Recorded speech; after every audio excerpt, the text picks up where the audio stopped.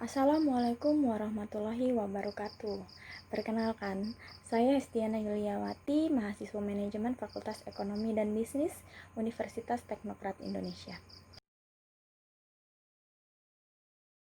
Di sini saya akan menganalisis risiko pada usaha mikro kecil dan menengah, yaitu usaha keripik singkong milik Pak Yatno yang biasanya berjualan di Jalan Antasari, Bandar Lampung.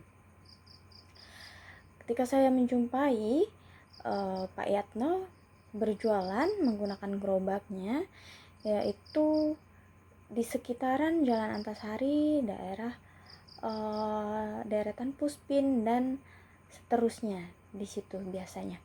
Nah, ketika saya menganalisis bisnis Pak Yatno ini berdasarkan hasil penelitian yang saya lakukan, dapat saya simpulkan bahwa pengendalian resiko yang dilakukan pelaku usaha keripik singkong milik Pak Yatno ini adalah pengendalian fisik, yaitu meminimalisirkan risiko dilakukan dengan upaya-upaya untuk meminimumkan kerugiannya. Yang pertama, risiko pada input singkong atau bahan baku. Risiko pada tahap input adalah bahan baku mudah busuk dan harga bahan baku tidak menentu. Pengendalian risiko bahan baku yang mudah busuk dilakukan dengan melakukan pemilihan singkong, menjaga kebersihan bahan baku dan hanya melakukan produksi sesuai dengan pesanan konsumen. Pada risiko harga bahan baku yang tidak menentu, pelaku usaha keripik singkong tidak bisa mengendalikan risiko tersebut karena harga bahan baku sudah ditentukan oleh pasar. Yang kedua adalah risiko pada proses pengolahan bahan bakunya. Nah, risiko pada tahapan proses ini adalah ketika Pak Yatno ini memproses sendiri atau memproduksi sendiri keripik ini. Dengan bahan baku singkong ini, Pak Yatno dengan melakukan perajangan secara manual dan belum memiliki standarisasi produk yang dilakukan karena masih menggunakan perajangan manual tersebut. Nah, yang ketiga, risiko pada output produk keripik singkongnya. Mengapa saya katakan risiko pada output?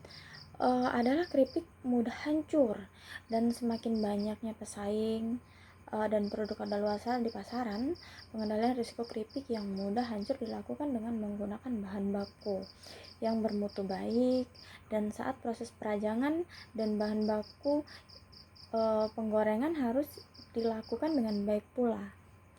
Nah, pada tahap ini Pak Yatno sendiri melakukan produk ini, dia memperkirakan pasar yang ada dan risiko produk kadaluarsa di pasaran, pengendalian risiko dengan cara melakukan sistem produksi sekali habis dan melakukan produksi sesuai dengan pesanan konsumen.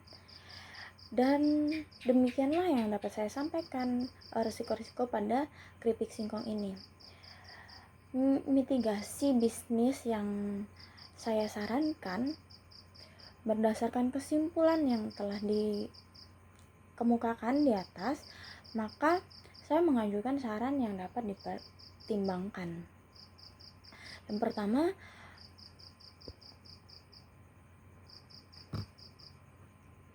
perusahaan sebaiknya memperhatikan sarana produksi yang tepat jumlah, mutu, dan waktu sehingga risiko pada produk keripik singkong tidak terlalu besar. Dan yang kedua, perusahaan hendaknya mengupayakan sarana dan prasarana untuk menunjang aktivitas produksi.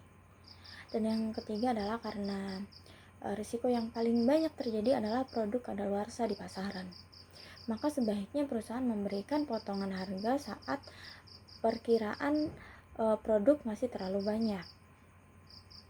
Demikianlah analisis usaha mikro kecil yang dapat saya sampaikan. Apabila ada salah kata, saya mohon maaf. Terima kasih.